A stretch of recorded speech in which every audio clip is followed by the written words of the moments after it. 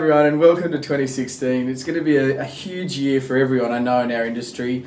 It's been already a big year for us. We have hit the ground running with a whole heap of government work. I think you'll know that a lot of the bread and butter of what we do as an organisation is front-facing work with the government. A lot of it's behind the scenes, some of it's public. We've already started two major reviews, one of which as a Senate inquiry into broadcasting and online and production across regional and rural Australia. Now, this is very important for a lot of our members and for the diversity of voice in our industry across all of Australia. So we're looking through that and responding currently. And there's also a rebooting, if you like, that the CMA has signalled for the Australian Content Standard, which affects mostly commercial television, or does affect commercial television. And if you have views about either of those inquiries or policy issues, and you'd like to feed into us, please let us know.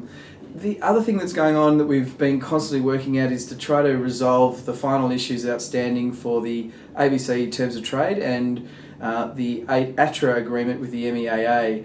And that work has been ongoing. I want to thank all the people that are on the committees of both of those negotiations that have been constantly looking at stuff and having to feed into processes. That work is thankless and endless, but appreciated very much from all of us. Because it benefits everyone in the industry. We have put out in our newsletter, which came out last week, a review that we do each year of the templates that are in our online for our members and in our folders for those that have the folders. And we kind of make sure that we're up to date with best business practices and any terms that might need to change in those templates. So please, if you've noticed something that is inconsistent with what you're doing currently and you've got a view about how we can adjust that, let us know.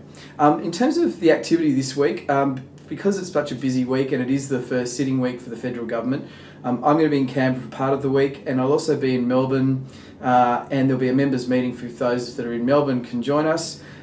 Please come along. We've sent out communication about that, but it's always great to get together with people around the table and have a chat about what the issues are.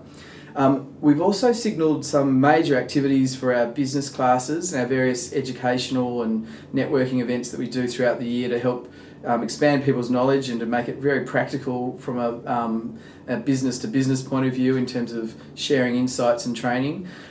We've announced our first breakfast briefing, which will be on Friday the 19th of February. I'll have more to say about that in the future, but it is with Mark Scott, and I'm delighted that'll be the first one we do this year. And I want to also make sure we've signalled the great achievements of many of our members across what is meant to be a relaxing time, but a lot of you know you work constantly throughout the summer holidays. Flickerfest was big for a number of members who got acknowledged in different ways. There is a massive announcement that happened for Cleverman, Goalpost Pictures television series with the ABC that is one of 6 productions that is being showcased in Berlin.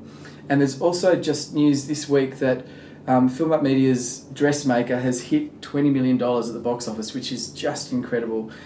These things are so important, I guess, to celebrate as a whole collective. So we celebrate Sue and everyone that worked on that production, and we wish many more great successes throughout the year.